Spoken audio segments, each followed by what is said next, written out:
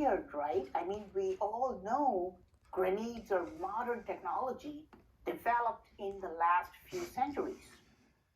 Wrong. Archaeologists found ancient grenades, yes, actual remains of ancient grenades in Jerusalem, in Israel. What you're looking at is 1,000 years old.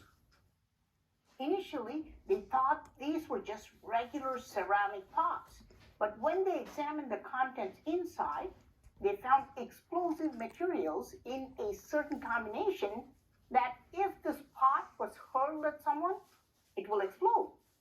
So we have physical archaeological evidence that ancient people did in fact use hand grenades 1,000 years ago. I mean, today we use poppers, little firecrackers that burst and throw it on others to prank them. So how hard can this technology be? When we think about it, there should be no doubt that ancient Indians were using gunpowder more than 1,000 years ago. Diwali, the festival of lights, is marked by fireworks, and this tradition still continues from ancient times. Making gunpowder is surprisingly simple, and it only needs 3 elements: charcoal, sulfur, and saltpeter. And all these elements are available naturally in plenty in India. Some experts maintain that ancient Indians did not make gunpowder, and Europeans taught them this technology. But there is an ancient text called Atharva Rahasya.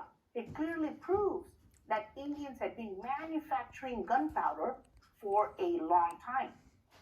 This is a quote from the text. As the quality of fire prepared by the combination of charcoal, sulfur, and other material depends upon the skill of its maker, so may you, O goddess Lakshmi, appear quickly before me, proportionate to my fervor and faith. But what if I told you ancient Indians not only used grenades, they also used time bombs? They were able to time the explosion accurately to destroy the enemy. An ancient Persian text called Mujmal al-Tawarit, written in 1126 AD, about 900 years ago, says this: the Brahmins counseled King Hall to have an elephant made of clay and to place it in the van of his army. And when the army of the king of Kashmir came closer, the elephant exploded and the flames destroyed a great portion of the invading force.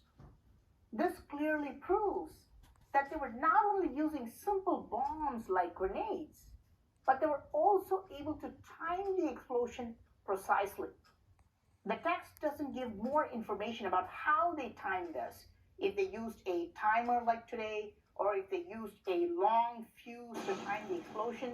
But this 900-year-old Persian book was actually a translation of Sanskrit books written much before that time.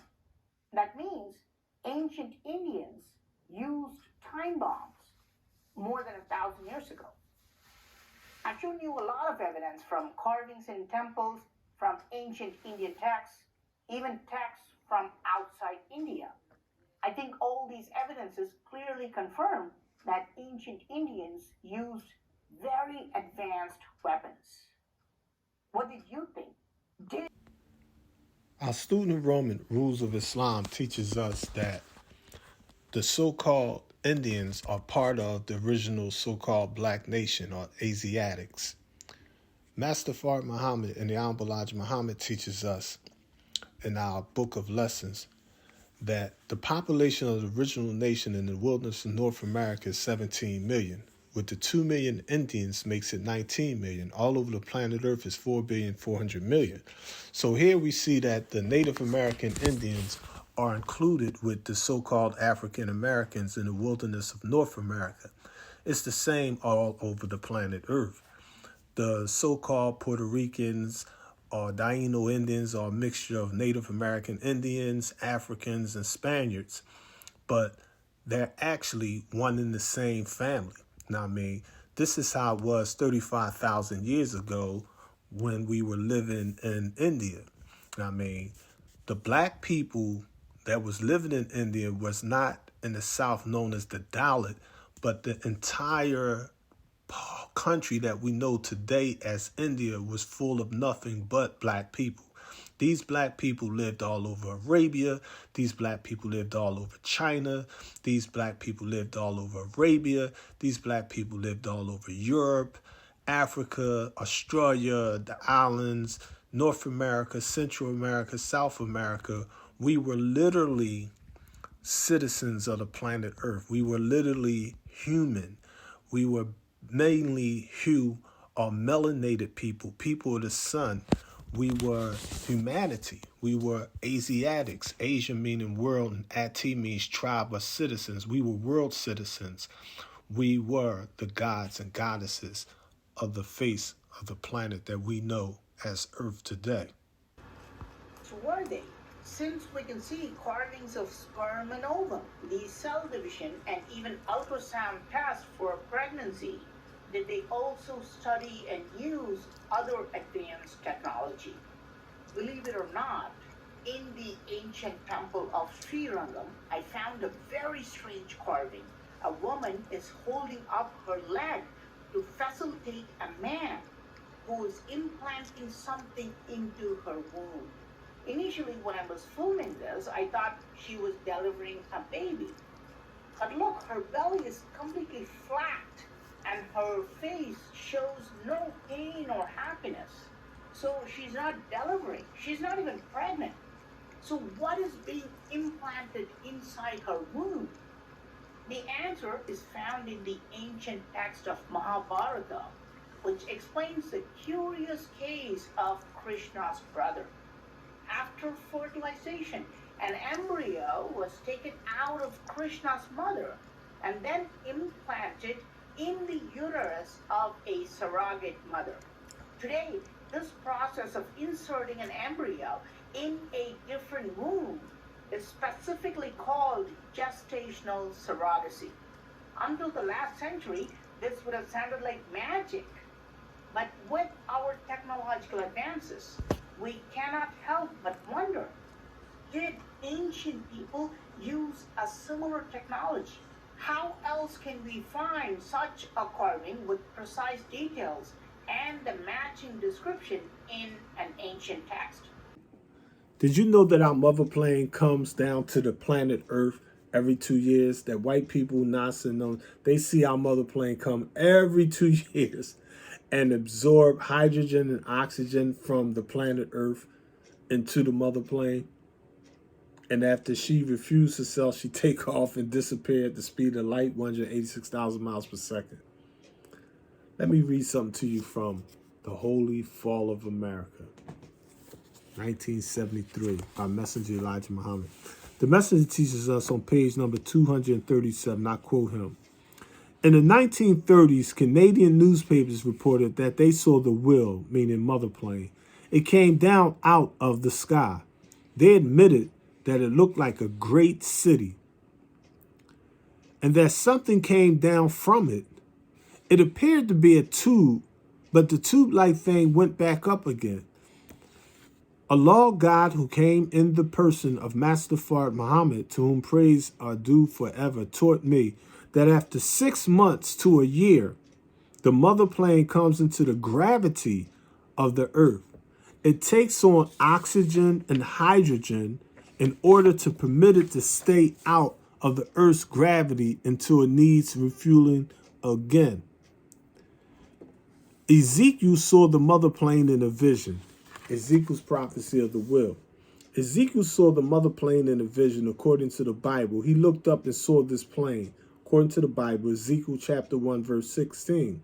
And he called it a wheel, 360 degrees, round UFO flying vehicle, because it was made like a wheel. A plane that is wheel-shaped can turn in any direction at any time. He admitted that the plane was so high that it looked, quote, dreadful. And he cried out, quote, "Oh, Will." Ezekiel chapter 10, verse 13. Ezekiel saw great work going on in the will and 4 living creatures, and their work was as it were a will in the middle of a will. Ezekiel chapter 1, verse 16. Now, why does the Bible teach us that, quote, Ezekiel saw great work going on in the will and 4 living creatures? What does this have to do with Master Fard Muhammad gathering black, brown, yellow, and red are 4 creatures of the earth to help him build the mother plane on the island of Nippon, Japan, on a big part called Hokkaido, where the ancient mines are at, in 1929. The messenger goes on to explain that Ezekiel saw great work going on in the will and 4 living creatures, and their work was as it were a will in the middle of a will. Ezekiel chapter 1, verse 16. And when the living creatures went, the wills went with them. And when the living creatures were lifted up from the earth, the wills were lifted up. Ezekiel chapter 1, verse 19. The power of the lifting up of the 4 creatures was in the will. The 4 creatures represents the 4 colors of the original people of the earth. That's what I just told y'all. See, y'all think that we don't know what we talking about. See, that's the beauty of all this. The messenger's message will guide you through this age of mess. If you humble yourself, just stop pretending to act like you know the messenger teachings and you don't. And rejecting the raw teachings of the Most High Elijah Muhammad. The message goes on, there are 5 great powers of the nations of the earth. These 5 powers are the black, brown, yellow, red, and white. Of the 4 original powers, the red is not an equal power. Now remember this 35,000-year war with the Hindus. Think about this here. Now I mean, you have black, brown, yellow, red. See, a lot of people like black, brown, red. No, the red did not come before the yellow. It's black, brown, yellow, red, albino, and last comes white. 4 shades of black, 4 shades of brown, 4 shades of yellow, 4 shades of red. Then the black man produces the albino gene, and last comes from the Asian, the dead Asian, or the so-called Caucasian, or the dead Asian. Like a dead animal's a dead carcass, that's the Caucasian. The Caucasian is the dead part of our world. We don't hate white folks. They our children too. They family. I mean, they just the polar opposite of the law of polarity. Now I mean, do I have that book up here? So y'all be making me go into other sciences. I don't be wanting to go into all these sciences. It's just, you know what I mean? Let me take y'all to this Kabbalion real briefly if I can. Let me see if I want to find something real simple for you, just to show you that we don't just teach out of a vacuum. We do have a foundation. We do understand the premise of this work of Messenger Elijah Muhammad's teachings, if you will. Okay, let me see it. I just want to find a short version.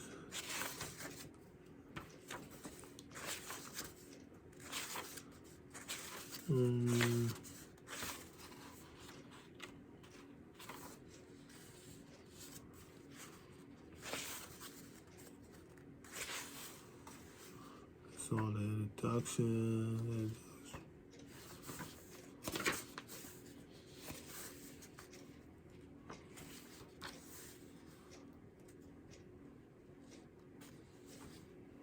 Okay, I think page 63. Let's see here. I think I'm just trying to find a short version.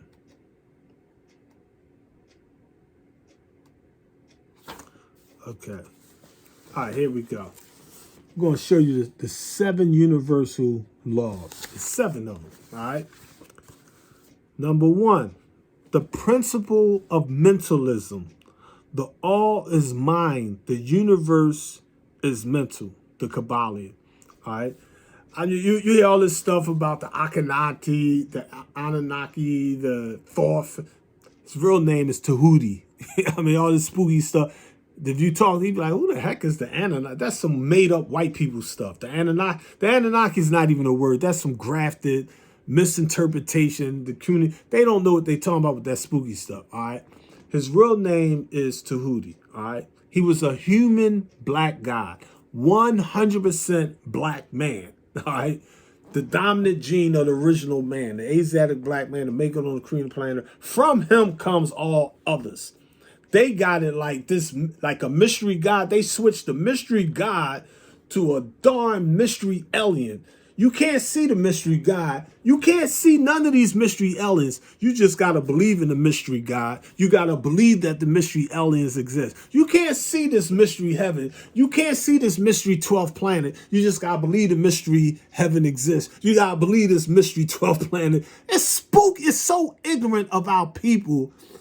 It's so dangerous that what is the position the black man takes? I'm talking about the 5%, the poor righteous.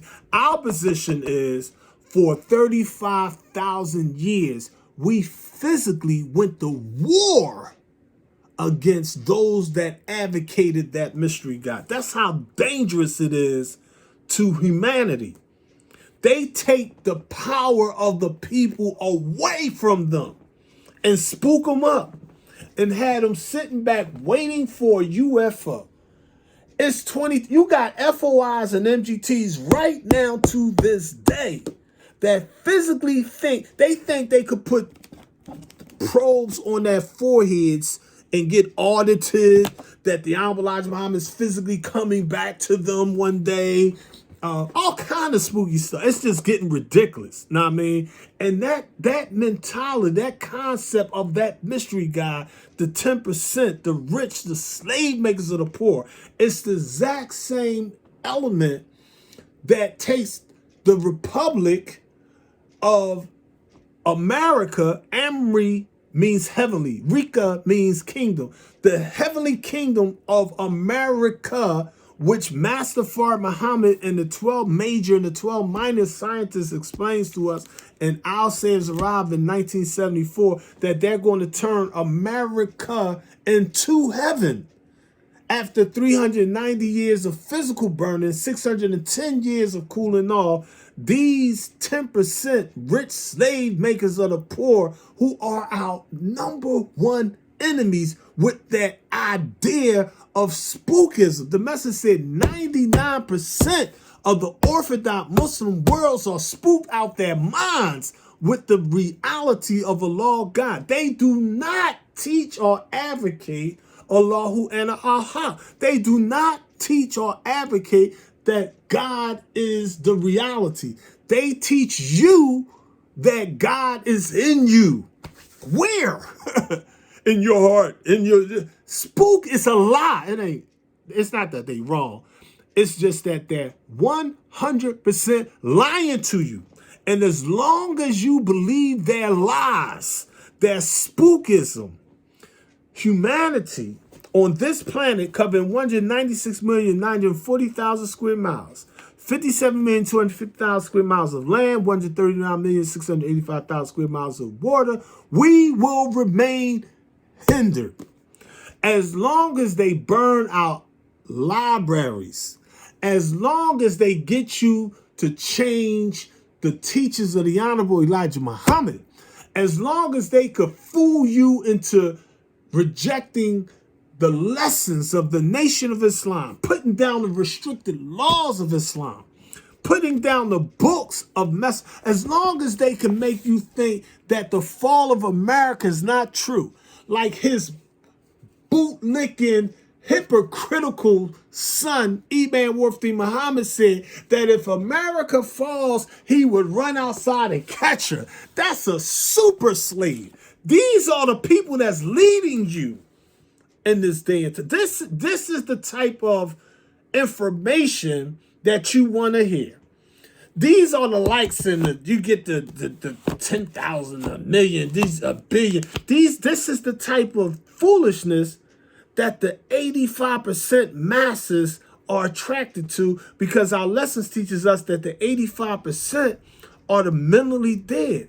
They're slaves from mental death and power. They worship that which they know not what. It's pathetic. So that first principle is the principle of mentalism. The all is mind. The universe is mental. I don't care what it is. A piece of paper, an ant, everything you thought, everything you see, everything you feel, everything you smell, everything you say, all comes from the mind. Everything. I don't care what it is, what it was, what it shall be. Everything is mentalism, family. The second law is the principle of correspondence. As above, so below. As below, so above. The Kabbalion. Think about that for a minute, family. I mean, see, people look at it like, oh, we built the pyramids in the line with the stars. No, we made the stars in the line with what we built on the earth. We were the gods right here on the earth. The messengers, the Holy Quran, the Bible teaches you what? In the beginning, God created the heavens and the earth was without form and void, and darkness was upon the face. There's no stars. God is creating. The black man is creating. There is no stars yet, family. 76 trillion years ago when we was on earth, there was no stars. There was no day. Think about that. There was no night. There was no separation of this. No, family. But the Bible teaches what? On the third day, God said, let there be lights in the firmaments for the heavens. 3 days later, we made stars. Whoa, Genesis. Read your Bible. Genesis teaches you, in the beginning, God created. Colic. He creating something. But days later, he's not creating no more because he already got the universe. The atoms say, so he take the universe and he start making stuff. So 3 days after his creation, self-creation, then he starts sparking things and making things. So the Bible teaches what? In the beginning, do I got my Bible in here? Let me read this for y'all. So see, I know y'all, y'all so quick to believe in such superstition and spookism, all of the trick knowledge of the 10%. See, the 10%, I want you to understand right now. These 10%ers, the rich slave makers of the poor, they are successful because they're able to rob you. They're doing it, they're teaching you for one reason. They believe the white man is God. They believe in fiat money. So their whole purpose on earth is they don't give a F about their people. They care about enriching themselves, getting money, not real money. They don't want peace, truth, freedom. Nah, they get that spooky shit. They want some white man money. They want a car. They want some jewelry. They want gold. They want a house. They want a penthouse. They want likes and followers. I mean, they want slaves. They want celebrity. They want what we call the pump and the glitter. They want the fame and the wealth that goes along with teaching you technology. And your spooky behind goes along with them. Now, I mean, sad to say. Now, I mean, but I'm teaching what I'm teaching because I know it's going to take you a long time. Now, I mean, it might be 814 years, but 814 years from now, you're going to be like, God damn, that motherfucking Alif was right all along. I mean, it's going to take some time. It's going to take some sacrifice. I'm going to take your slings and arrows, the slander, the persecution, the trials, tribulation. It's like, listen. But I'm confident that the will of Master Fard Muhammad, to whom all praises due forever, will not be frustrated. The will of his first, last, and only messenger, the Most Honorable Elijah Muhammad, must and will come to pass, family, whether you realize it or not. All right? Let me see here. Where is that? All right.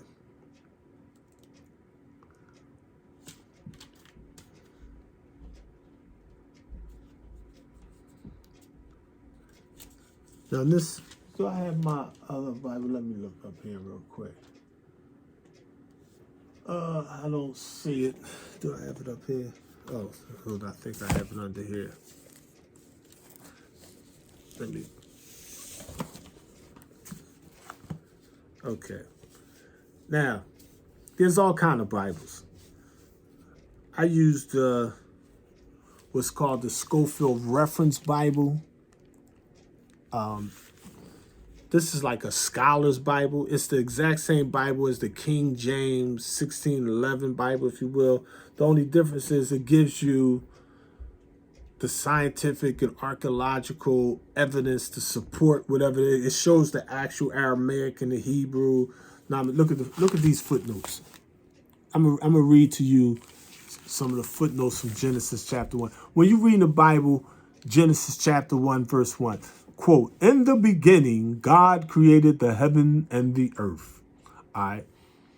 This is the footnote number 1 to explain this word that you're reading, God.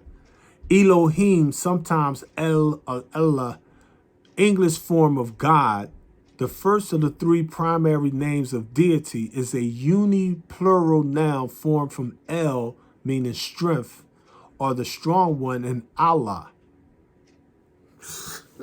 Ali, did you just say the Bible teaches that the original name of God is Allah? Yes, it does. And the white Christian scholars know it. All right.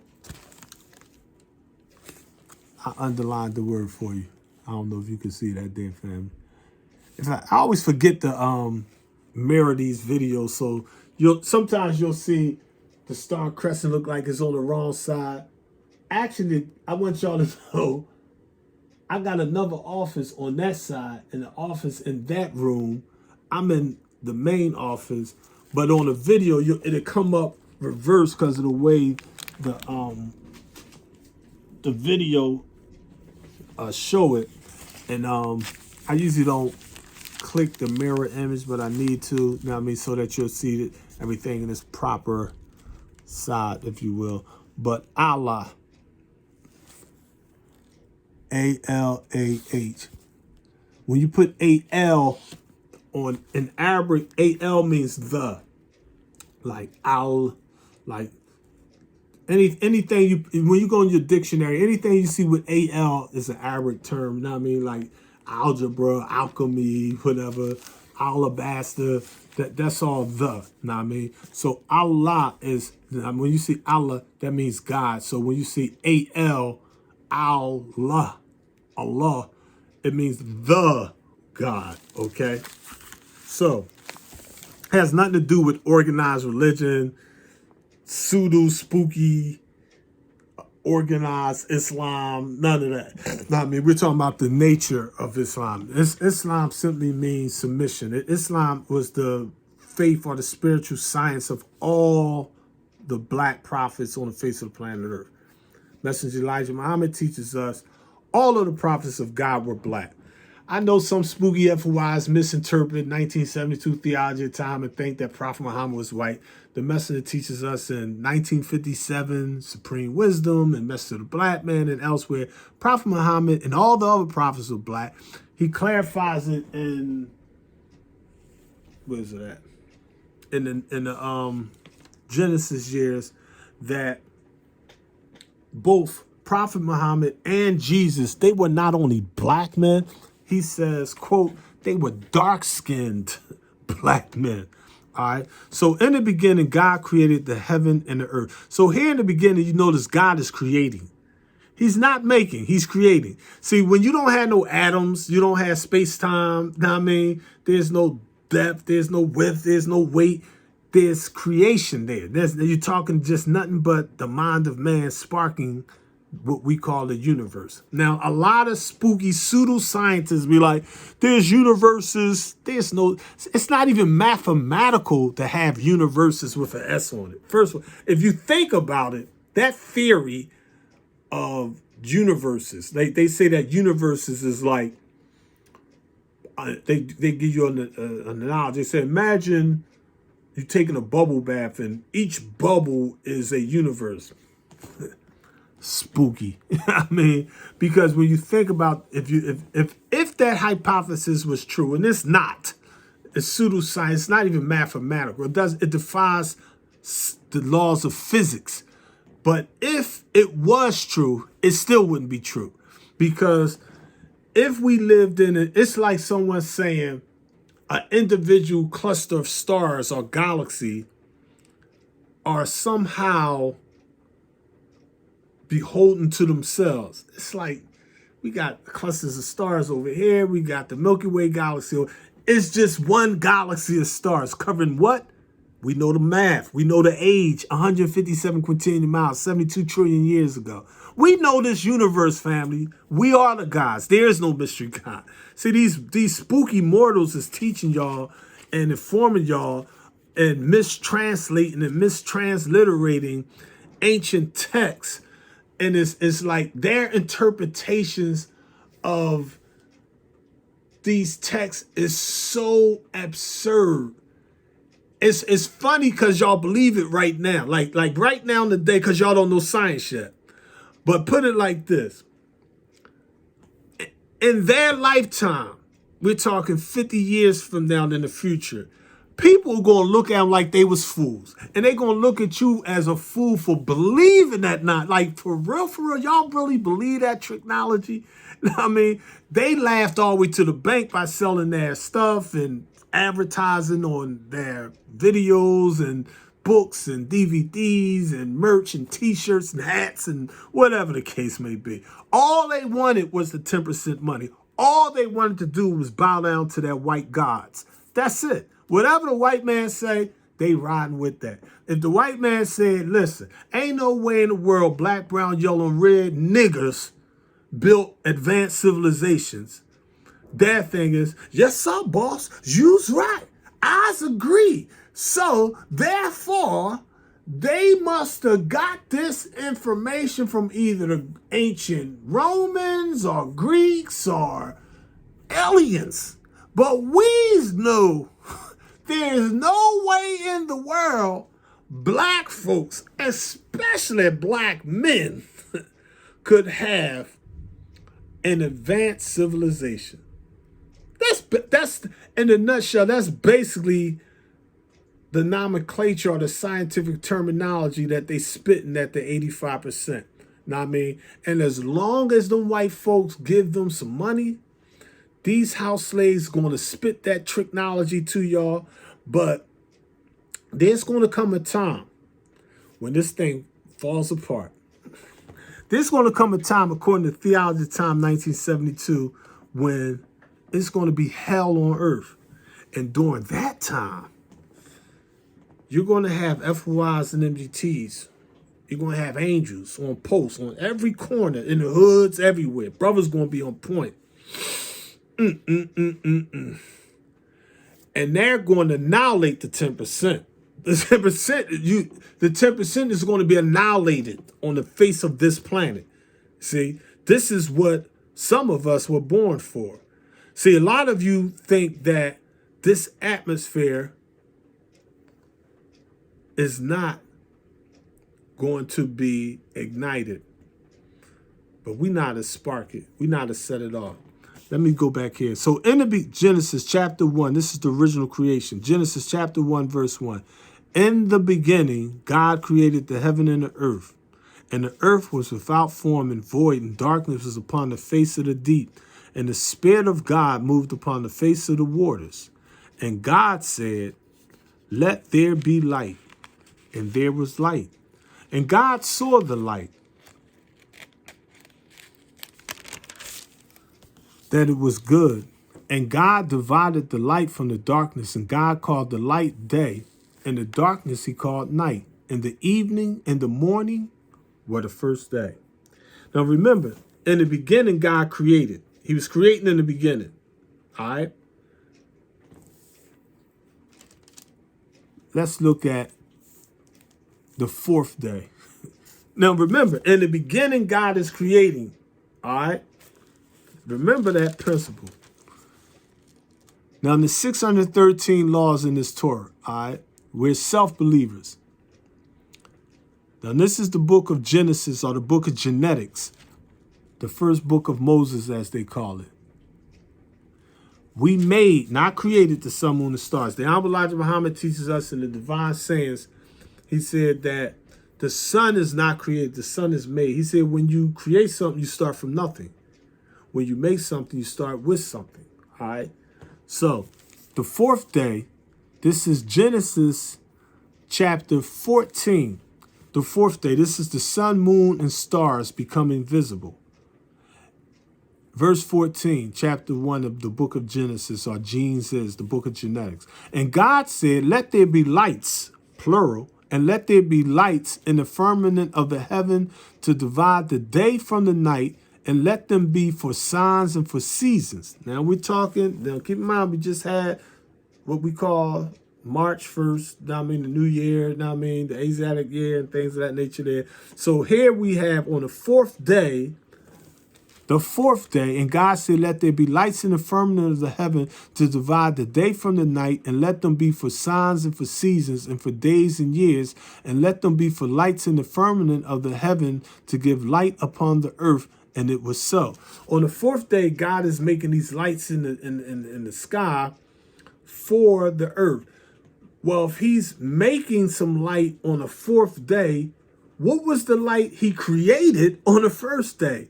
The creation light is that universal atomic light, so-called Big Bang theory, as they call it, but the sparking of that proton, electron, and neutron, the sparking of the atoms to begin the creation to set off the mathematics wherein the black man, who is God, adds and multiplies, and Satan, or the negative polar opposites of creation, divides and subtracts. Now remember,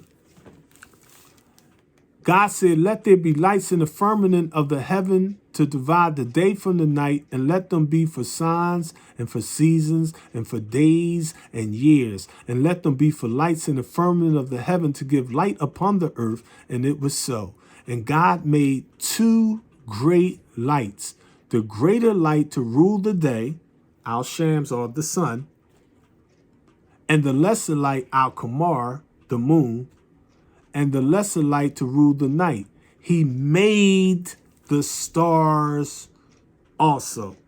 Read it for yourself, family.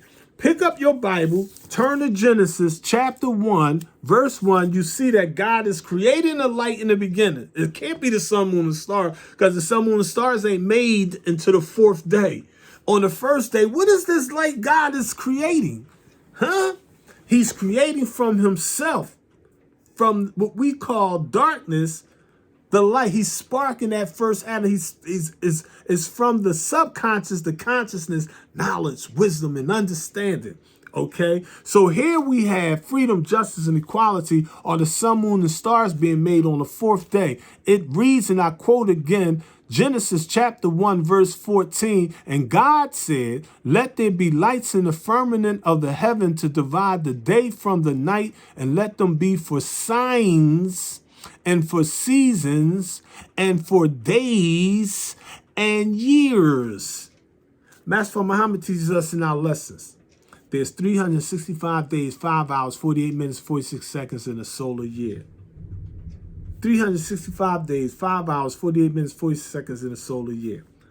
You see, this is the mathematics of this thing. Now, I mean, a lot of people like, it's 360, it's only 30-day calendars. That's the old mathematics. It's all kind of calendar. The Chinese got a calendar. The Mayans had a calendar. The Egyptians have everybody got their own. The Romans got a calendar. The Gregorian calendar, whatever.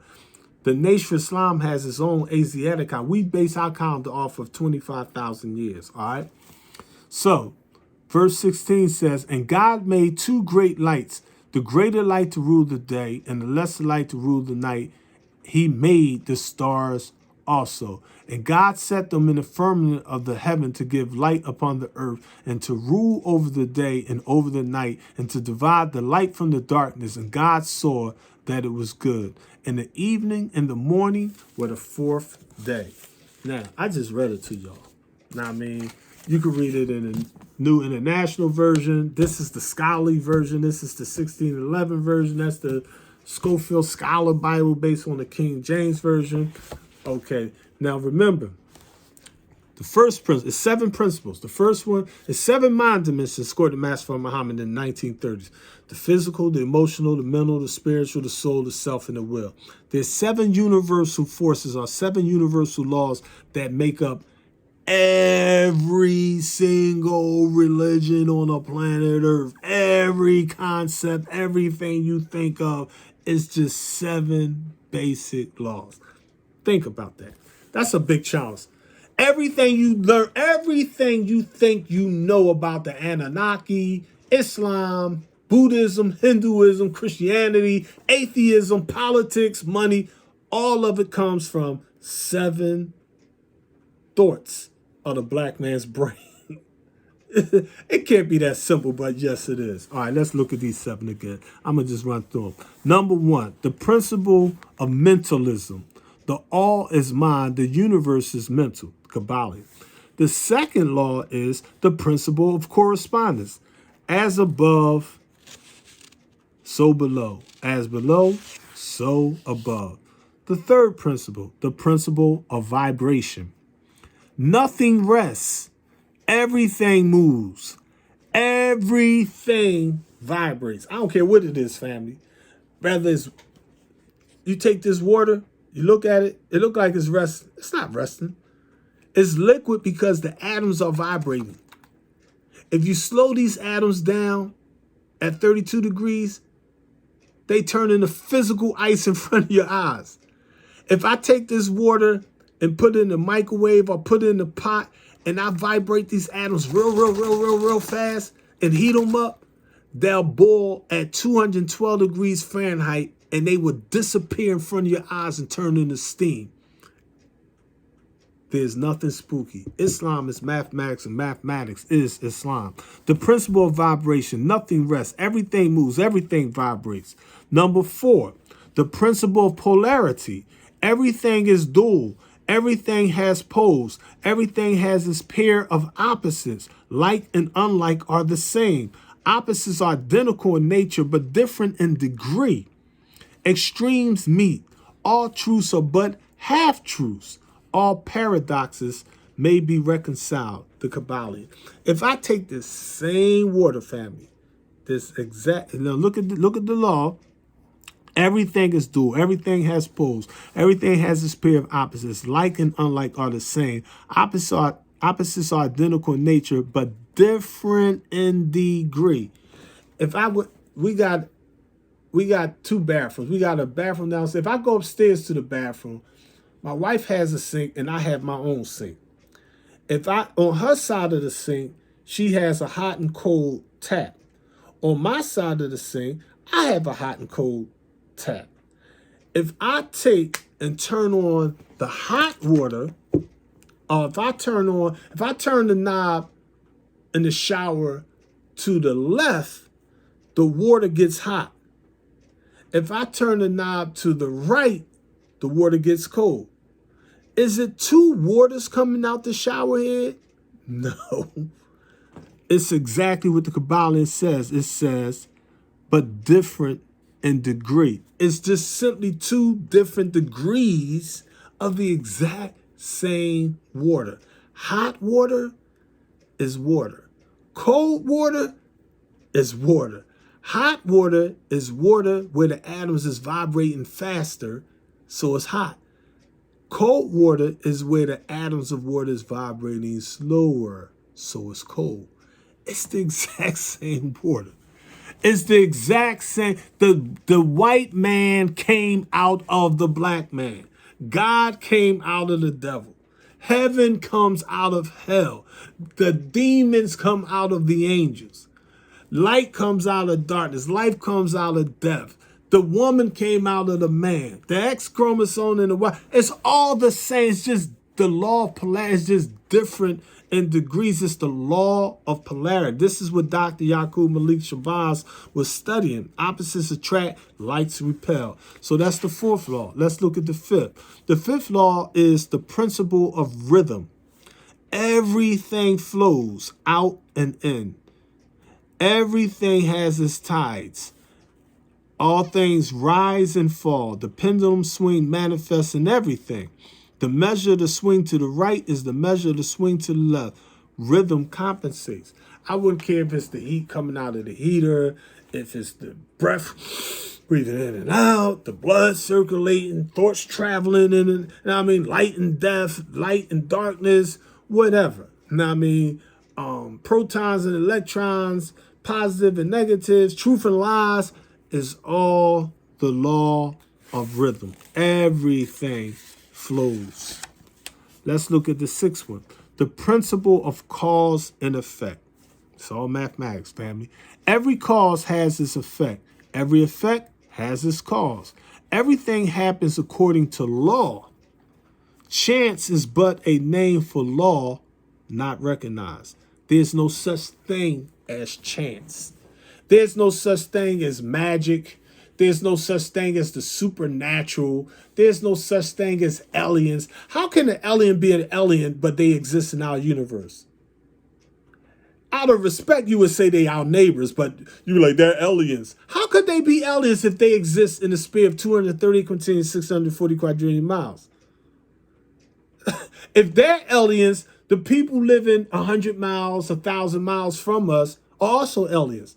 If I'm in Philadelphia, if I'm in Pennsylvania, and you're in California, you're in Sea Leaf, you're in California, the city of Los Angeles. If you're 3,000 miles away from me, you're an alien. That don't mean you came from outer space. That don't mean the Mexicans are not our brothers and sisters. That don't mean the Taino Indians or the Native American Indians are not our brothers and sisters. That don't mean that the conquerors from Spain and Portugal and England and Germany and France came from another planet. They're aliens in the sense that their culture, their spiritual concepts are different from ours. But they and their culture and their foreign ideas and their technology and their lies all are based on our truth. The principle of cause and effect. Every cause has its effect. Every effect has its cause. Everything happens according to law. Chance is but a name for law not recognized. There are many planes of causation, but nothing escapes the law of the Kabbalah. And the last law is the principle of gender. Gender, talking about male and female, not like we think in this day and time. See, we got all this spooky, Eurocentric, bastard stuff in us. Now, I mean, see, English is a bastard language made up of all these other languages. So when we say things, it's hard to really properly translate because the language of the gods is not English. It's not Arabic. It's not Aramaic. It's not Spanish. It's not Kiswahili. It's the language of the heart. It's the language of mental telepathy. What's understood doesn't even have to be explained, family. All right? So the seventh principle, the principle of gender. Gender is in everything. Everything has its masculine and feminine principle. Gender manifests on all planes. That's the seventh law of the Kabbalah. Gender, the yin yang, the Ife, the I Ching. It's a lot of ways we say it. Know what I mean? But it's basically Father God, Mother Nature. Now, I mean, all of the spooky stuff that you see in this day and time telling you about Inky and the Anunnaki and all of their interpretations of it. I'm not going to say all of it because a lot of it does have merit. It's just that when they try to go to the law of causation, their causation is that it must be from the 12th planet. The white man that created that, the white man that translated that, simply did not know what he was talking about. He simply, knowingly or unknowingly, was a white racist man. All of these black wannabes that want to parrot this devil, I mean, they're really studying Yakub's technology. They're really studying white supremacy. So when they echo this crap, They don't understand the Holy Quran, the Kaf, the 18, Surah 18, talking about the people living in the caves and see how we cursed them, made them the apes and swine. It says it's science how we black men grafted from us these other people, these other beings. Now, I mean, they got it like the black man is not God, that the aliens are God, that the aliens came down from some mystery planet, mixed their DNA into the black man, enslaved the black man, had the black man working in gold mines for aliens so they could get some gold dust that you fools drinking that's going to physically kill you. You don't even understand science. Now, I mean, we're mass thermometers, we're born with a 7.5 ounce brain, 14 billion brain cells. Each brain cell or neuron generates a power equal to 170,000 volt of electricity. Our thoughts travel 24 billion miles per second. You're mixing metals into your DNA. It's pathetic how people think in this thing. 85% are literally easy to lead in the wrong direction. Know what I mean? But this is not new. This is pseudoscience that people in ancient Asia, they was literally drinking mercury back in the day, killing themselves because they didn't understand the sciences.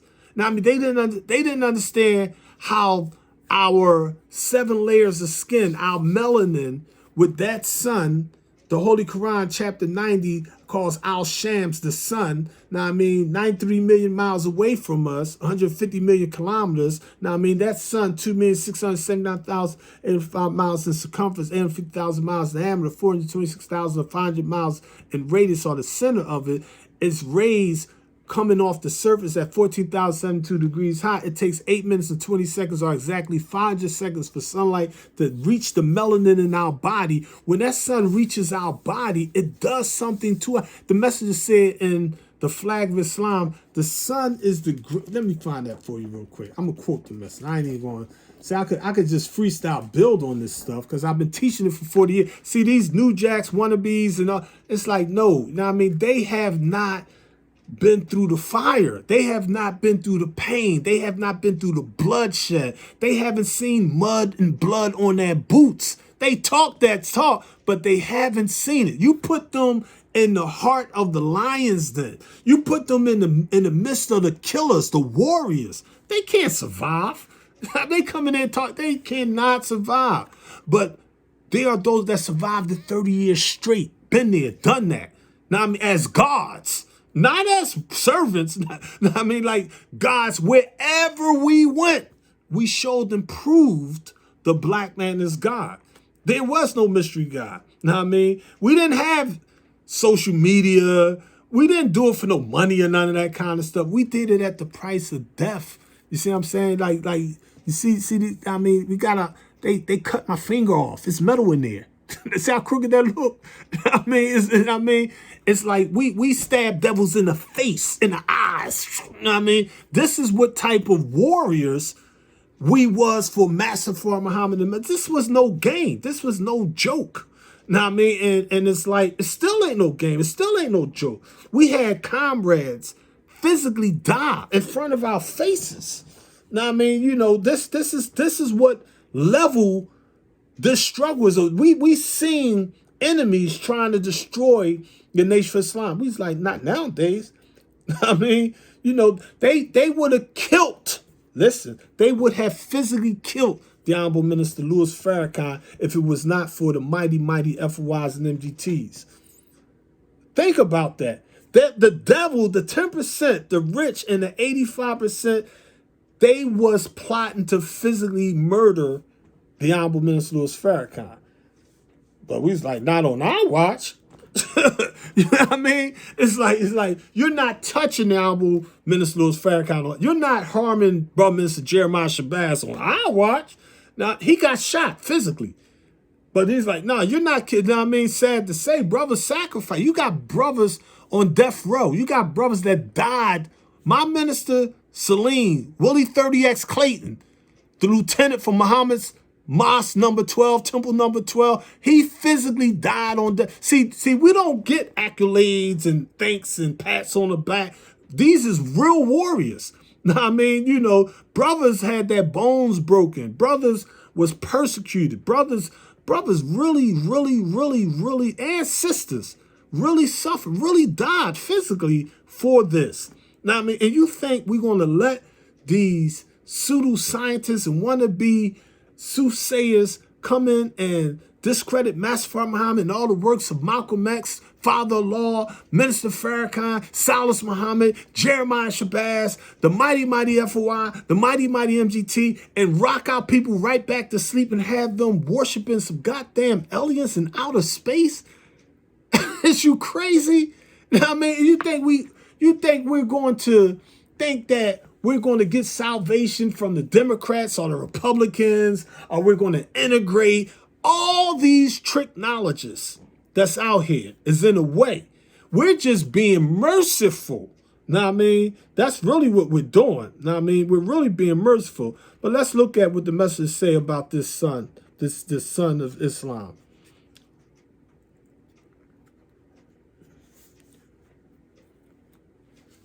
This is from the flag of Islam.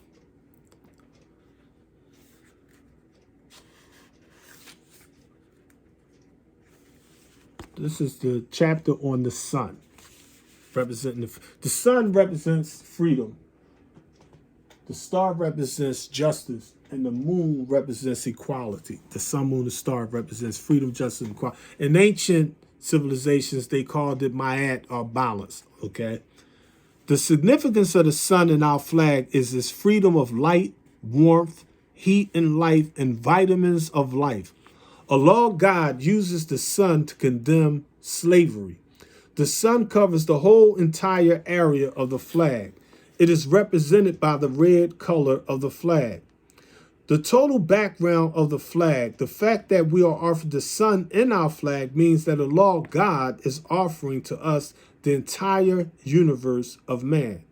For as the sun covers all life in the whole of the 9 spheres of planets that represent life, the sun acts as a father and a God over life in its work of giving light and dispelling darkness. The sun provides us with its warming, heating, and life-giving rays that serve as a grower and nurser of the physical earth of our planet and other planets. Without the sun, everything that is of the essence of nature, like our earth, would come to a naught. The sun shines upon everything within her sphere of power. The earth is on the average of 93 million miles from the sun, and the diameter of the sun is 853,000 miles. Right straight through, it is a ball of fire. The sun is one of the most mysterious mysteries of man. It is a mystery where the sun gets his fuel from.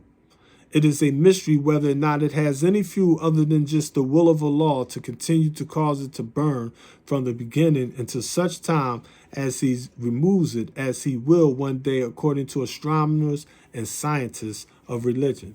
Now, in the Al Sayers arrived in 1974, the same year this book was published. The message teaches us in Al Sayers arrived that the sun will physically burn out. The sun is 108 times larger than the earth. You know what I mean? 2,679,785 miles in circumference. The earth is only 24,896 miles. That's 108 times larger than the earth, mathematically. All right. So Islam is mathematics. Mathematics is Islam. So we're going to take and pause here so that you could basically understand that the black man had technology. The black man in the past had knowledge, wisdom, and understanding. The black man is God. Now, I mean, don't let these 10%ers take you away from you.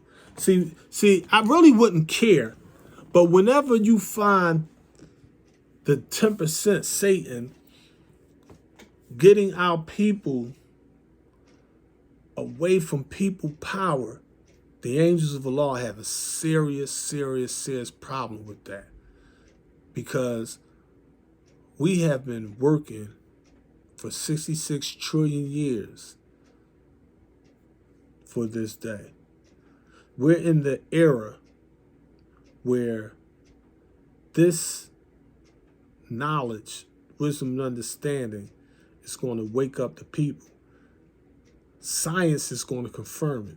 They're not going to believe me. I already get that. I already know that. I knew that before I physically was born.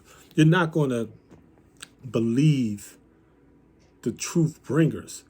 But what you're going to believe is, as the prophecy says, when the winds blow, when the chaos comes, when the fiat money is completely ripped apart, and me and you and we and us, there is no such thing as money on earth. Oh, it's going to be a beautiful time. But it's going to be a dreadful time. This is why the Bible teaches us, behold, I will send you Elijah. This is that book of Malachi, the messenger. I will send you Elijah. Just before the coming of the great and dreadful day of the Lord. And that book of Revelation teaches you that in the last days, in the voice of the seventh angel, the mystery of God should be finished. Until then, the struggle continues. I leave you, as I always leave you, with a warning. Only the messenger's message will guide you through this age of mess. The worst is yet to come. Peace. It out of Krishna's mother and then implanted in the uterus of a surrogate mother. Today, this process of inserting an embryo in a different womb is specifically called gestational surrogacy. Until the last century, this would have sounded like magic. But with our technological advances, we cannot help but wonder, did ancient people use a similar technology? How else can we find such a carving with precise details and the matching description in an ancient text? Compared to his brother, Krishna's birth was only moderately complicated. His mother did not deliver him naturally, so they had to do a cesarean or a C-section surgery. The ancient text describes this surgical procedure as Shalya Prayoga, and the mother's belly was slit open to bring Krishna into the world. Even today, in Krishna's birth town, his birthday is celebrated in a very unique way. They will make thin cuts in a cucumber and show baby Krishna coming out to remember how he came into the world. While modern experts claim Krishna as a fictional, mythological figure, many Hindus believe Krishna existed just like Buddha. Even outside India, for example, in Cambodia, Krishna's mother is still revered as the godmother in Cambodia. You can find lots of 1,000-year-old carvings, but carvings of her may be a little too accurate. Can you see the problem here? Yes, those 3 lines at the bottom of the belly, identical to the marks created by a modern C-section. Some of you may think these are stretch marks caused by pregnancy, but stretch marks are vertical, not horizontal, and you should find them all over the belly. However, C-section marks are horizontal, and these marks are shown only on the lower abdomen, clearly portraying C-section delivery. How did sculptors know how to portray Black man Krishna's mother is God. with these marks if they had no knowledge of C-section? In fact, this mark is shown in many carvings of devatas or godmothers around many Hindu temples. This means in ancient times, C-section surgeries must have been as common as today. Okay, so we have seen ultrasound, mammogram, embryo transfer, and C-section. I know you're dying to know if they had test tube babies back then. If you're not familiar with test tubes, today an embryo is made outside the womb in a test tube or a container. This process is called The in black vitro man is fertilization, God. or IVF. And Period. yes, in ancient Indian texts, there are plenty of examples of test tube babies. For example, the popular Grafting. ancient Saint Augustia was a test tube baby. He was fertilized and completely grown in a container called kumb or kumbum. But of course, you may think these are just modern interpretations. But there are ancient carvings showing baby Augustia being born out of a container. If you are watching this video between 2021 and 2035, you may think this is quite dramatic. You may think it's not possible to have a fully developed baby coming out of an artificial container.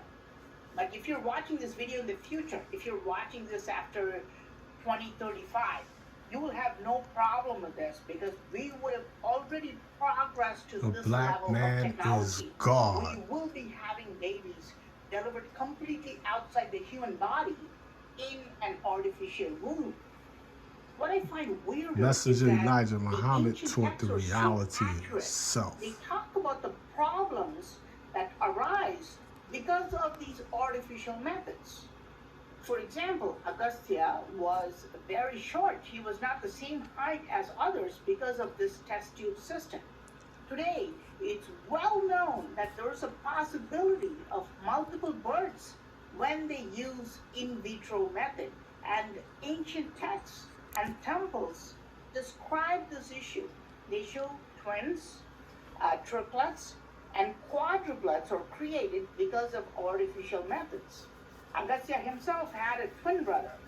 Also, a twin brother and sister called Kripi and Kripa were created using the test tube method, and they were identical twins. And this is very strange because if the twins are male and female, experts have always maintained that they will not be identical. But now, Queensland University of Technology in Brisbane confirms that yes, two sperms can fertilize an egg.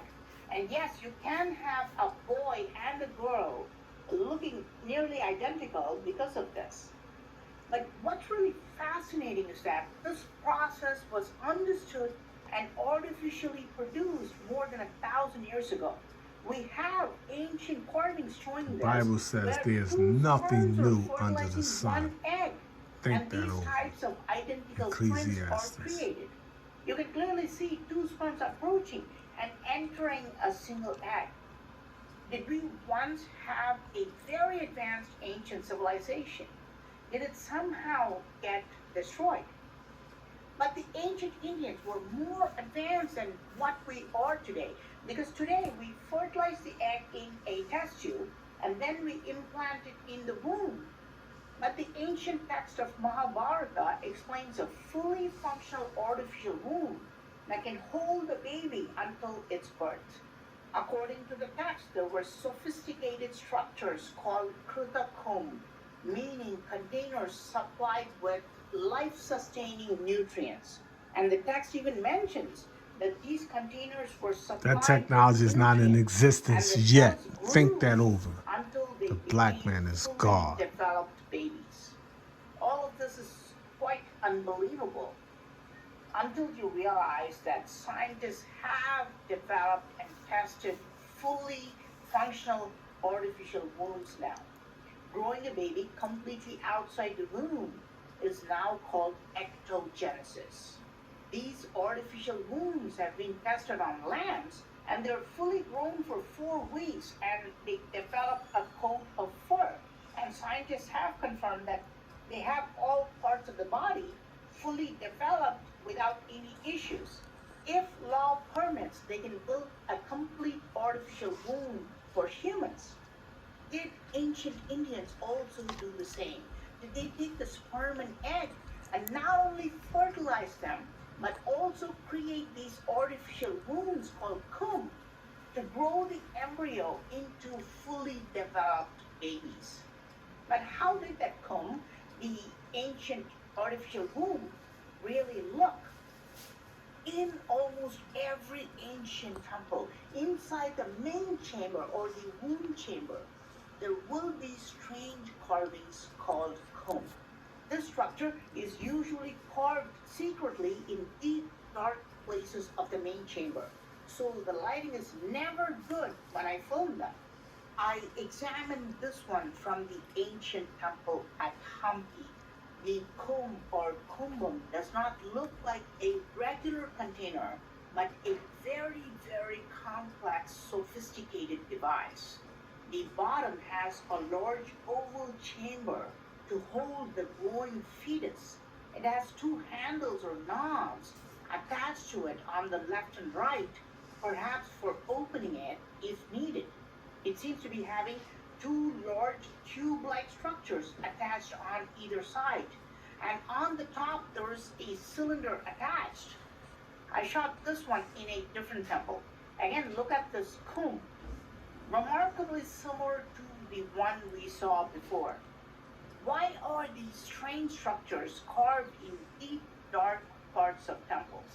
What's more interesting is that the entire structure has a long cylinder attached on top, which seems to have a type of ventilation mechanism at the very top to supply oxygen. Modern scientists confirm that these are the essential parts needed for an artificial womb. It needs an outer shell with a chamber to implant and protect the growing embryo, an artificial placenta to put the nutrients Grafting. and oxygen in, Think it and over. a way to transfer carbon dioxide and waste products out.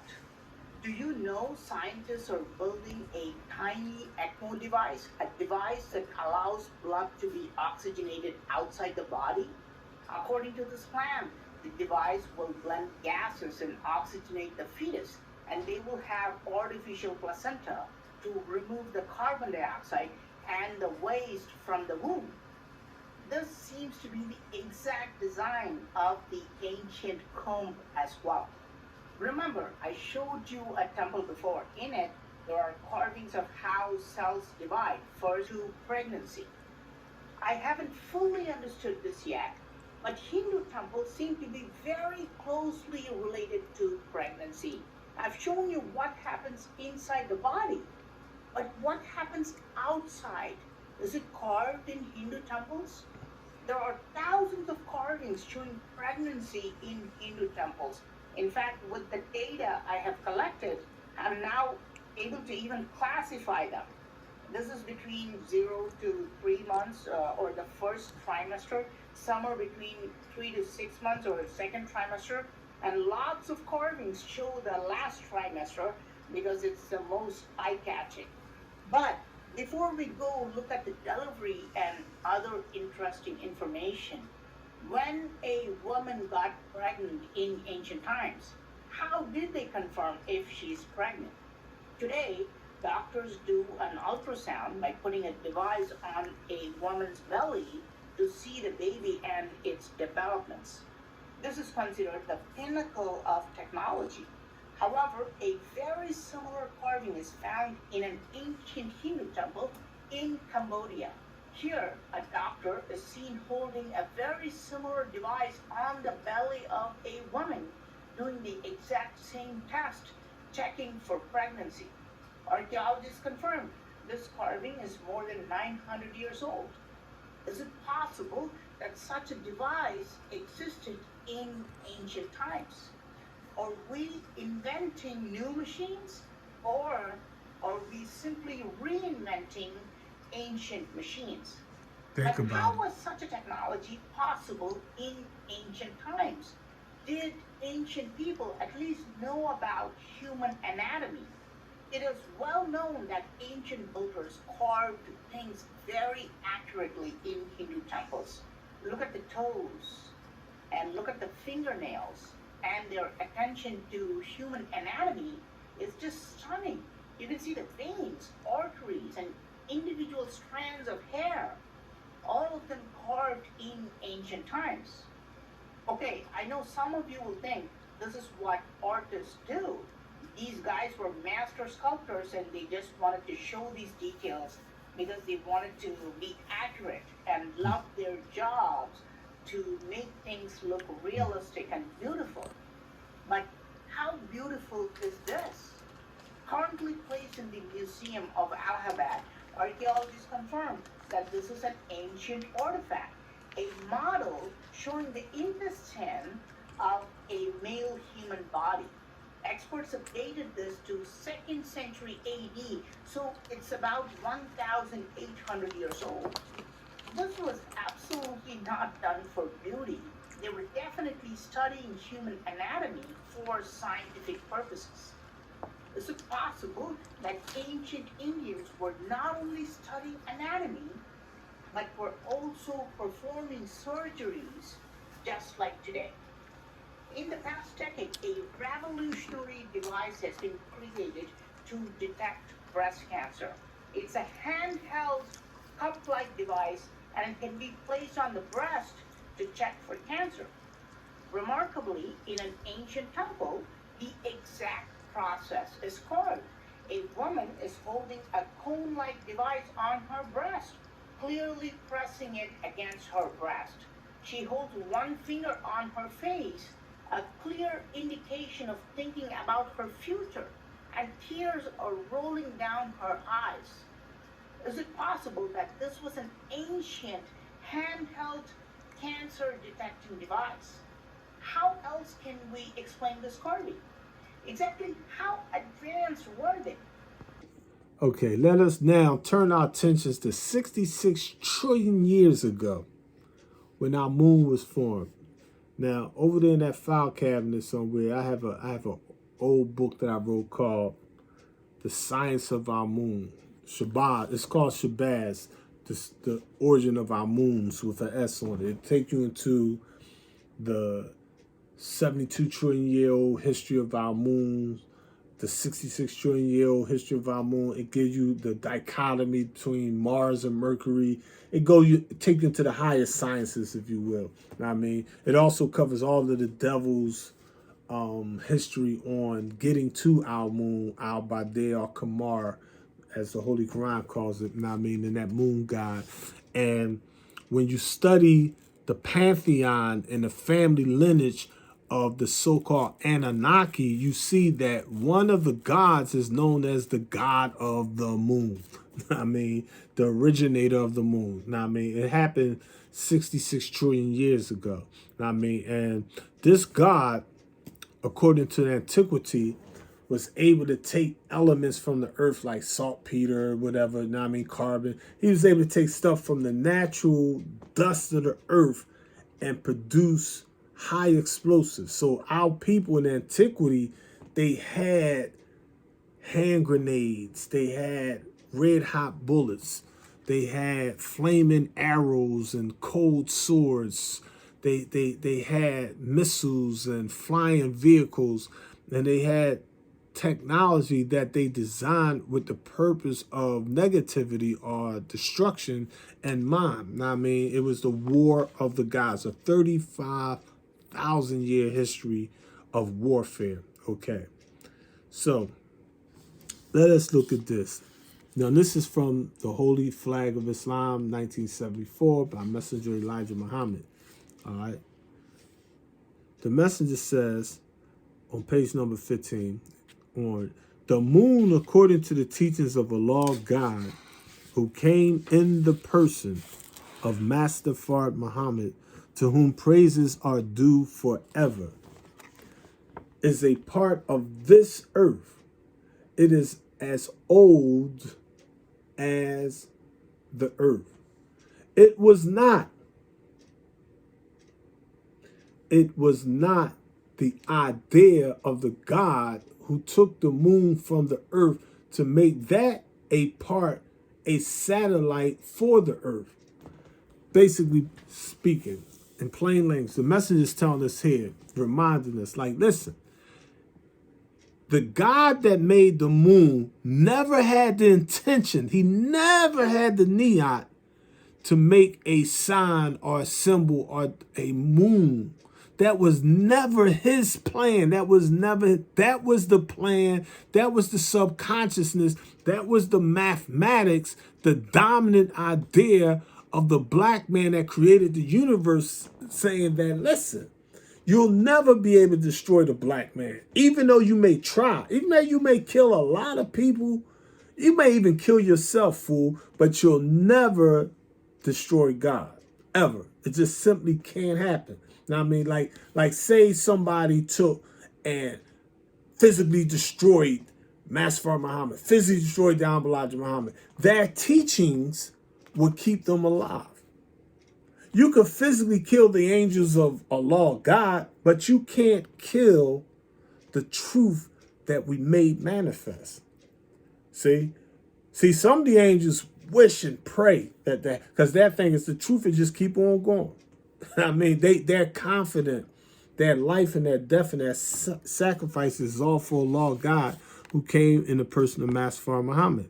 So the message says, quote, "It was not the idea of the God who took the moon from the earth to make that a satellite for the earth."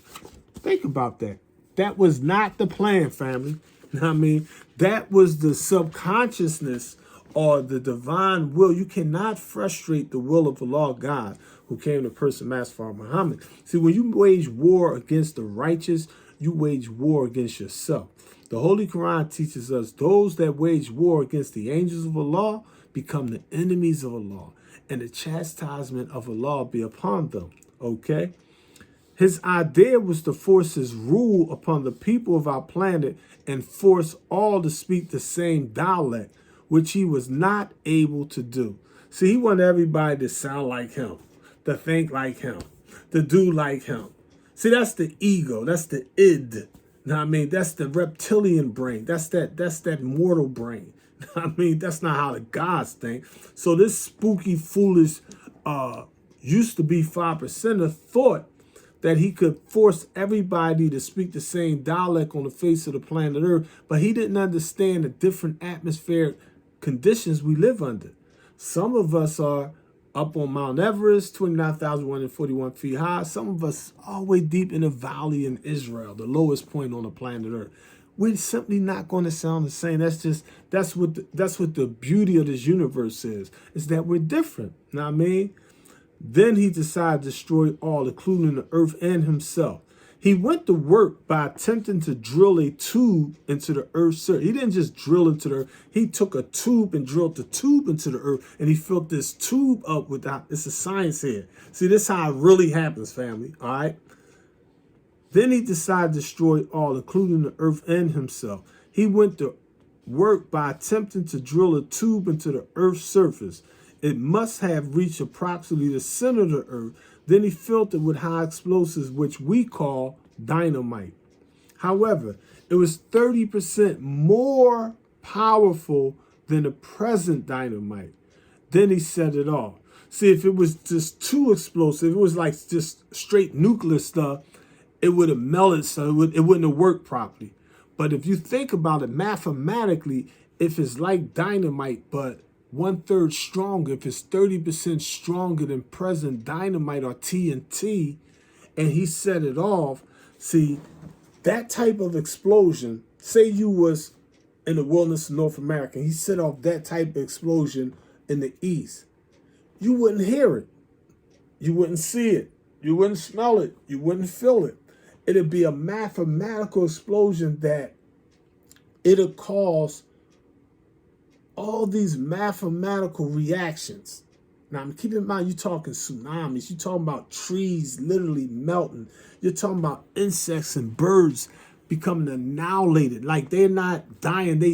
Their species is being annihilated. Ants and fish and all kind of stuff. So you're talking about the planet having to go under a genetic mutation and literally produce different types of animals and plants and people and sea creatures and birds and insects and animals. Now, I mean, it's a whole brand new world coming about over this 66 trillion year period. All right.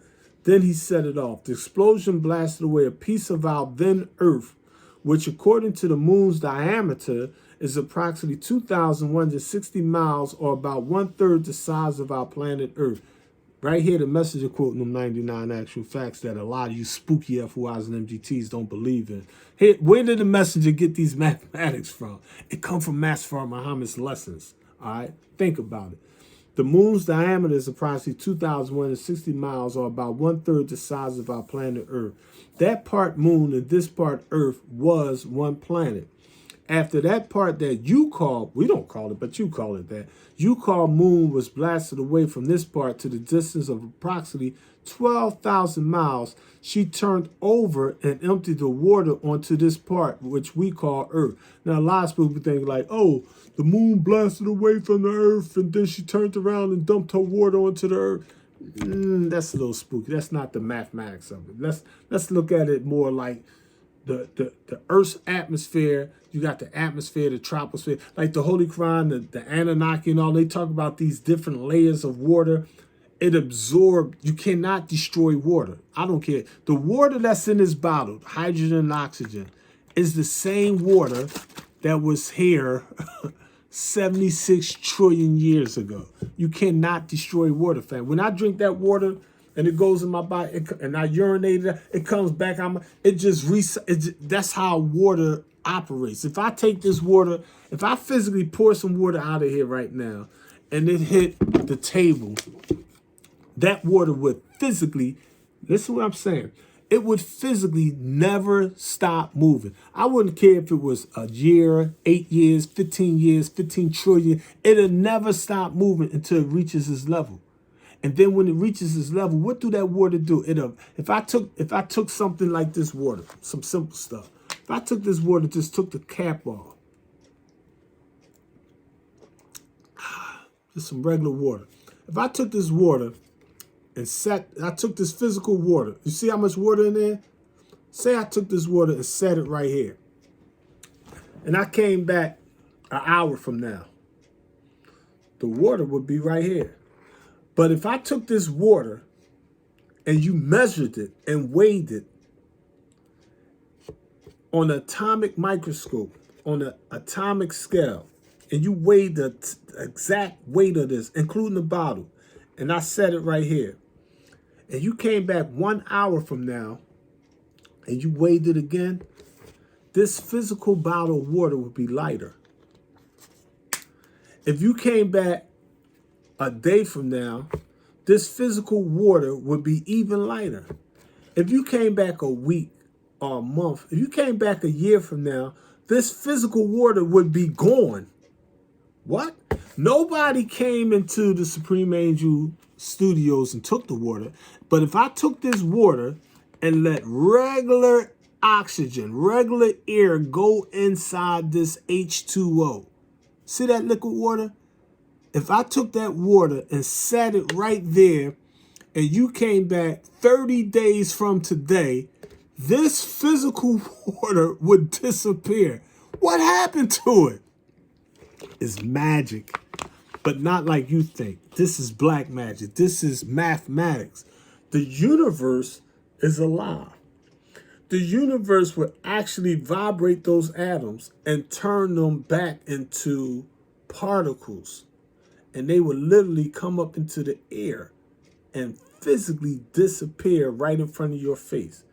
If I was to take and turn the heat up inside the studio right now, just say I took the thermometer, I turned it up to, say, 100 degrees. I turned it up to 100 degrees and lifted the shade. And I took a camera and put it on the window. You wouldn't see anything.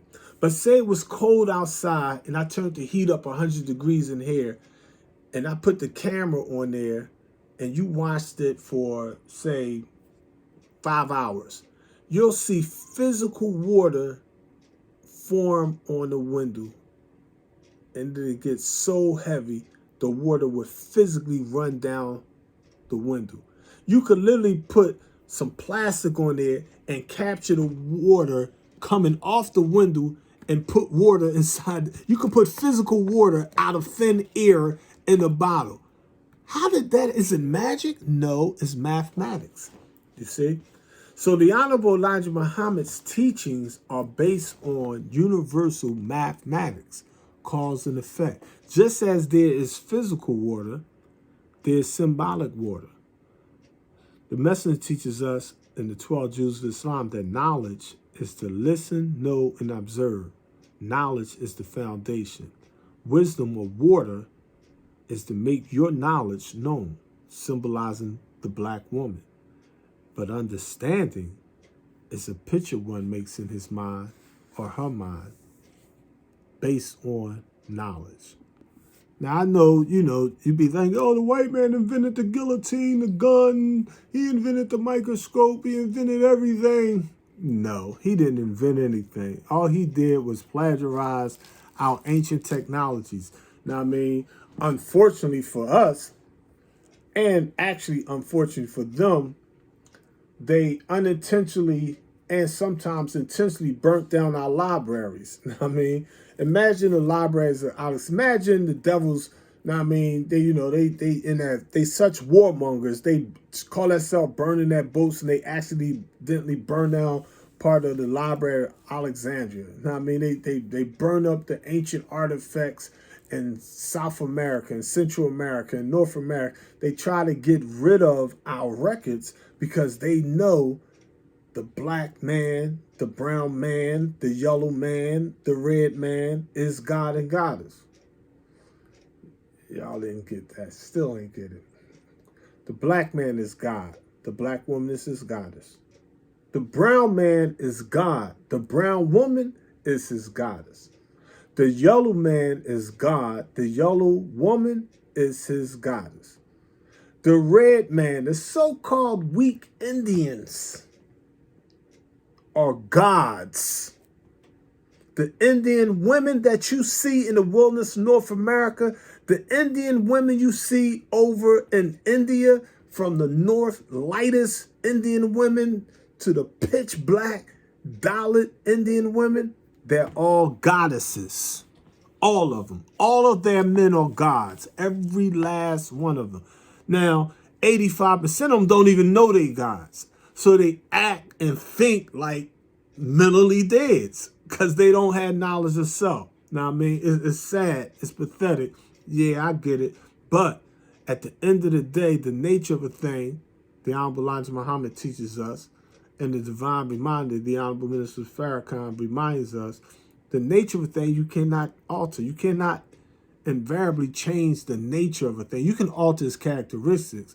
Like a lion, the king and the queen of the jungle, by nature is the king and the queen of the jungle. But if you rob them of the knowledge of self, they won't think that they're lions and lionesses. They think they pussy cats. You could literally put them in a slavery system. You could put them in a caste system. You could put them in a carnival.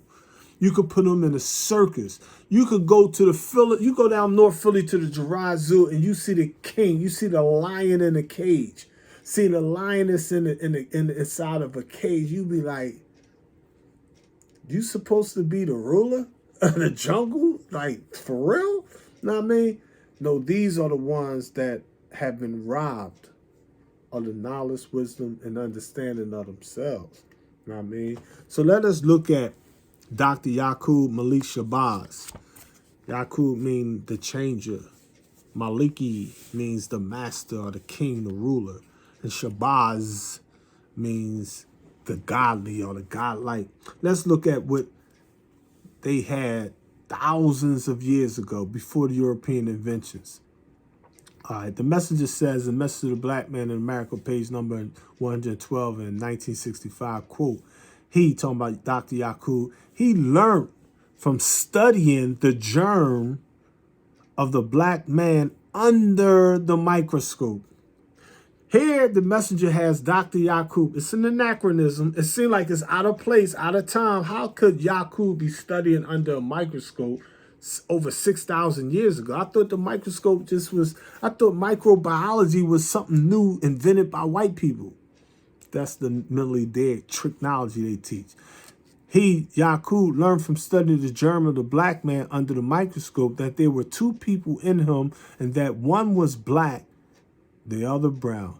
He said if he could successfully separate the one from the other, he could graft the brown germ into his last stage, which would be white. With his wisdom, he could make the white, which he discovered was the weaker of the black germ, which would be unlike the black nation for a time until a greater one than Yaqub was born. This new idea put him to work finding the necessary converts. See, it was a struggle. He had to raise his team up. You know what I mean? Converts to begin grafting his new race of people. He began by teaching Islam with promises of luxury to those who would believe and follow him.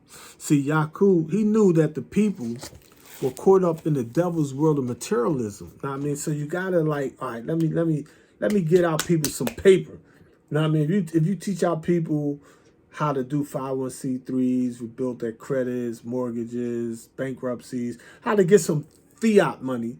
Not that you believe in the technology, not that you believe in this devil's bullcrap, but the people are so caught up on materialism more than the mentalism. You got to come on that level. See what I'm saying? You know what I mean? So it's like, okay, let me get my own good home. Let me own my car. Let me get some paper. Now you in a position to, borrow the air of these mentally deads. These 85ers, these 85% mentally deads. Those that are easy leading to the wrong direction, but hard to lead into the right direction. All right, so this is how the struggle goes. The messenger is angry. Let's look at the theology of time and how angry the lamb, that humble lamb of God, became because of the 35,000-year war with all of this 10% technology. The messenger says, and I quote, "Today, every kind of deadly weapon is being manufactured to destroy man from the face of the earth. They all are angry with each other, as the Bible prophesies, quote, and the nations were angry. God himself is angry. God himself is angry.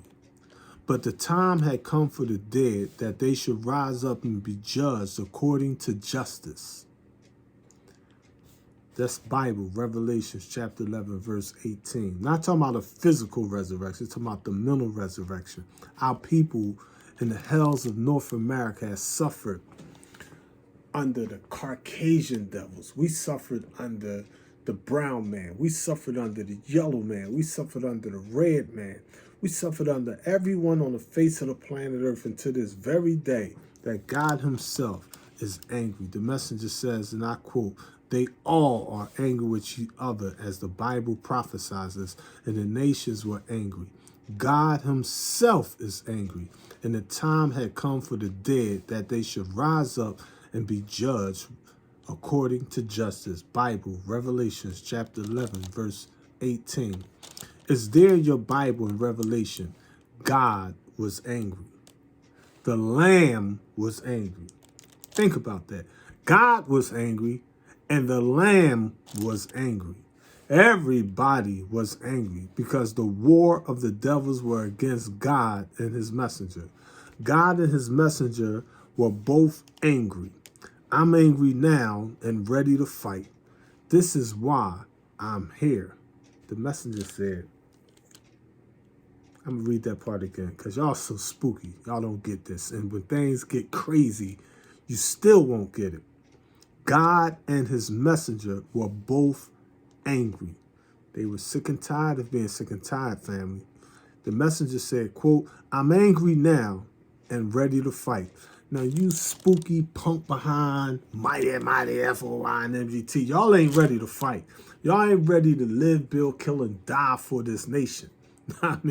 But the messenger was willing to give all that he had and all in his power to see this day for which he have waited 379 years. The messenger says, quote, God, talking about Master Fard Muhammad, the Supreme Lord God in person, and his messenger, talking about the first, last, and only messenger, the most honorable Elijah Muhammad. God and his messenger were both angry. And I'm angry now and I'm ready to fight. This Theology of Time, page number 116, 1972. I'm telling you where and when he said it. The messenger said, quote again, God and his messenger were both angry. I'm angry now and ready to fight. This is why I'm here. I come out alone. He don't need us. Now, he know we spooked out our minds, scared this. We want to do everything but sacrifice in the name of Allah. But the messenger was on the tip like God and his messenger were both angry. I'm angry now and ready to fight. This is why I'm here. I come out alone. I don't have any armies with me. See, a lot of y'all need 10,000 fearless.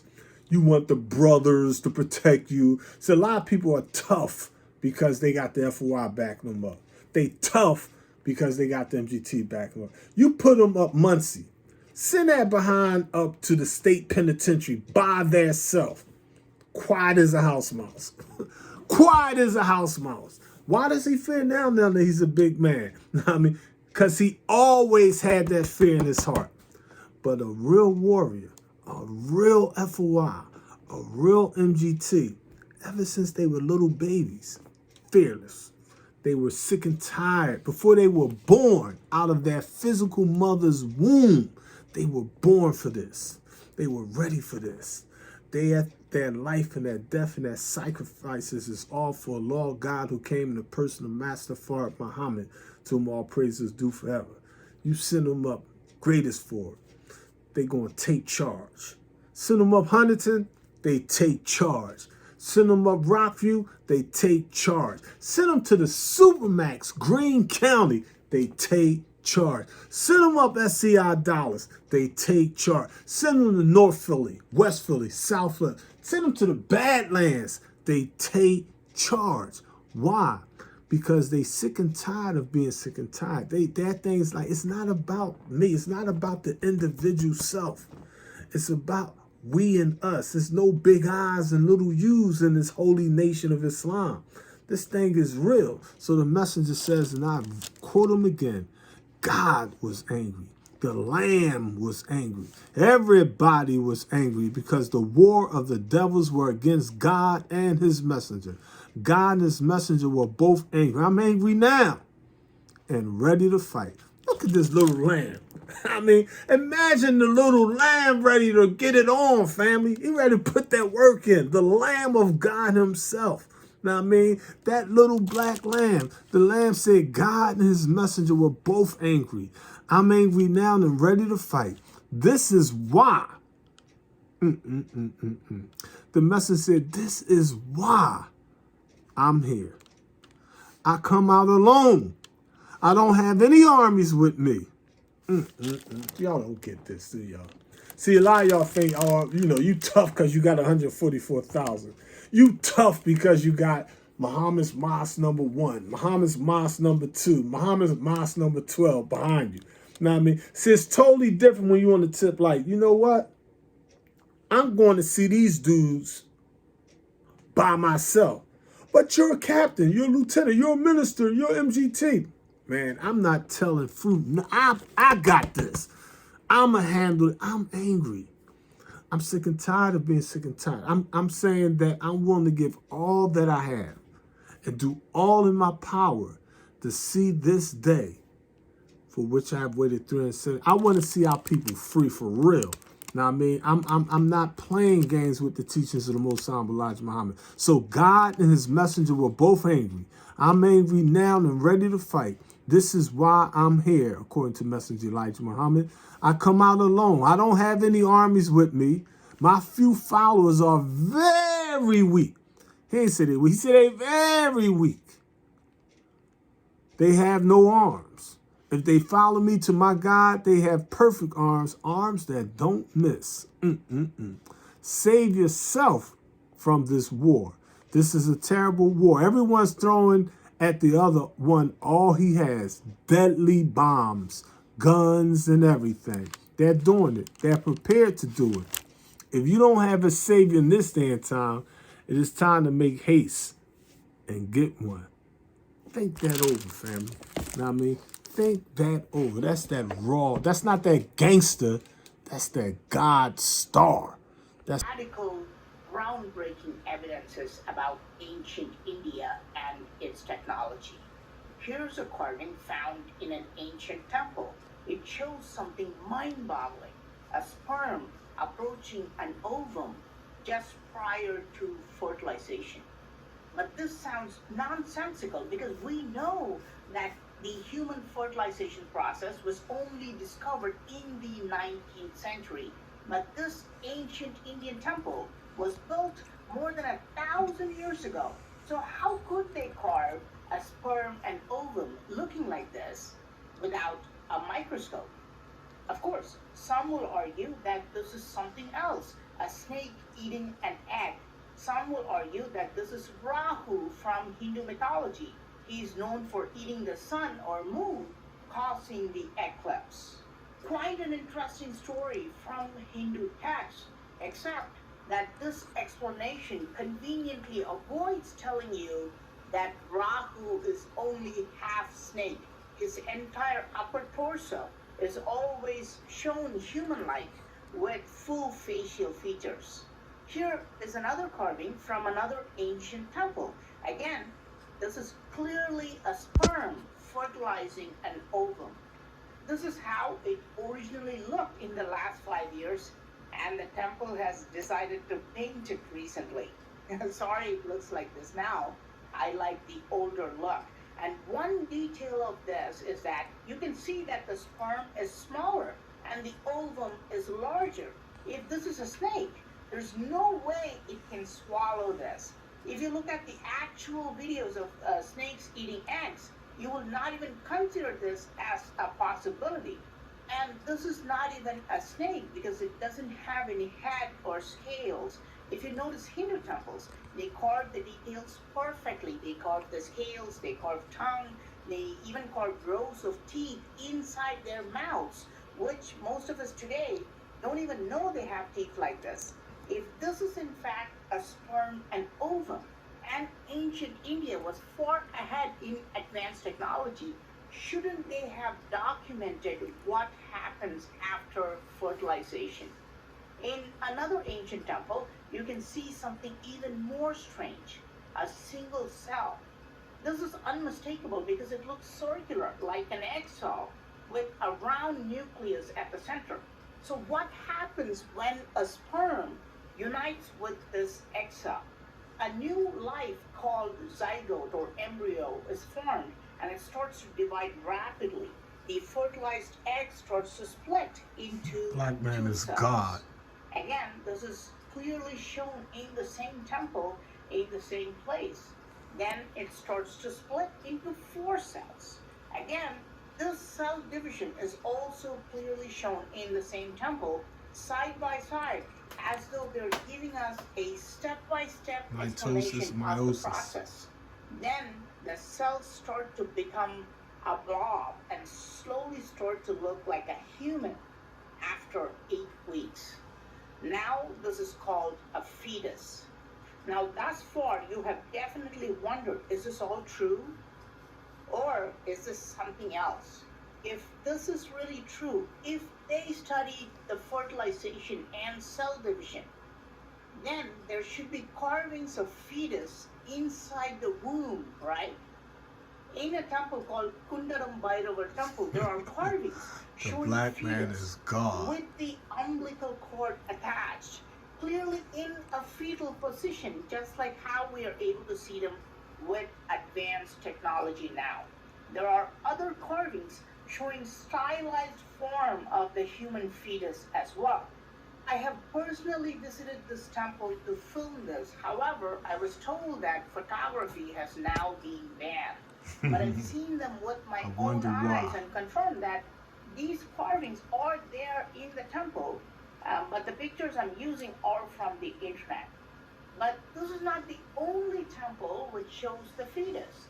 In another ancient temple in the village of Sirukarumbu, there is a weird carving. Again, it shows an unborn baby, a fetus inside the womb, in the fetal position. These carvings of fetuses are found in several ancient temples. But this carving gives us some spectacular details. It was originally said to be in the main chamber of the temple, and it has a hole on top where a specific concoction will be poured inside as a ritual, as though they're nourishing the fetus. Now, what is